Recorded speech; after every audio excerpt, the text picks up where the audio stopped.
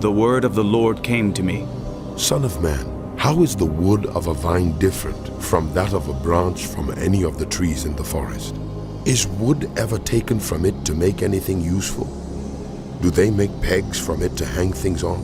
And after it is thrown on the fire as fuel, and the fire burns both ends and chars the middle, is it then useful for anything?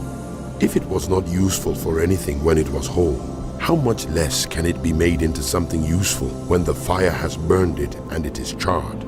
Therefore, this is what the sovereign Lord says: as I have given the wood of the vine among the trees of the forest as fuel for the fire, so will I treat the people living in Jerusalem. I will set my face against them. Although they have come out of the fire will yet consume them.